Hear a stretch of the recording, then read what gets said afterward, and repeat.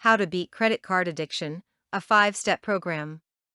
While we rarely think of credit cards as being in line with alcohol, smoking, and drugs, they can be just as addictive. That's especially true in the US, where any college student is bombarded with credit cards, and people already in debt regularly receive pre-approved credit card offers in the mail. Many people have come to rely on credit cards, not as a privilege, but as one of life's necessities. They won't leave the house without a credit card, or 2 or 3, and many people wouldn't even dream of shopping with only their available cash anymore. These are signs of credit card addiction. If this sounds like you, follow this 5-step program to help you beat it. 1. Admit that you have a problem. As with any kind of addiction, the addict is often the last person to know. The first step is to admit to yourself that you really have a problem, and to truly believe that.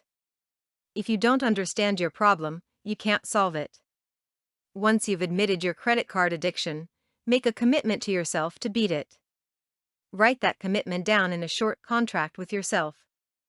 2. Ask for support from loved ones. I'm not talking about financial support here. You need to find at least one person that you can trust explicitly and confide in them. Tell that about your problem.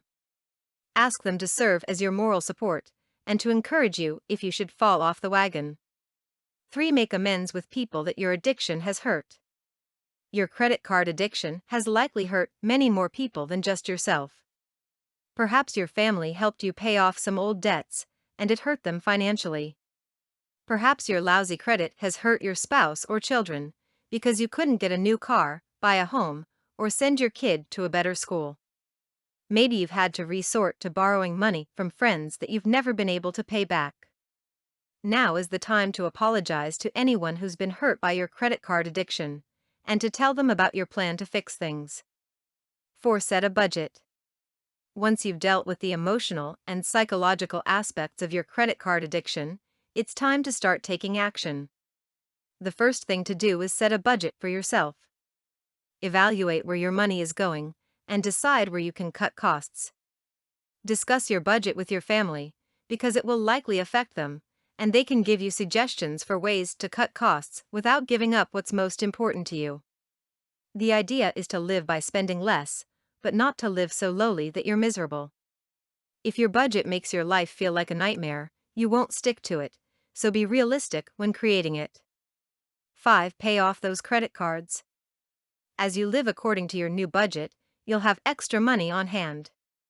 Cut up those credit cards, and put half of that extra money towards paying them off.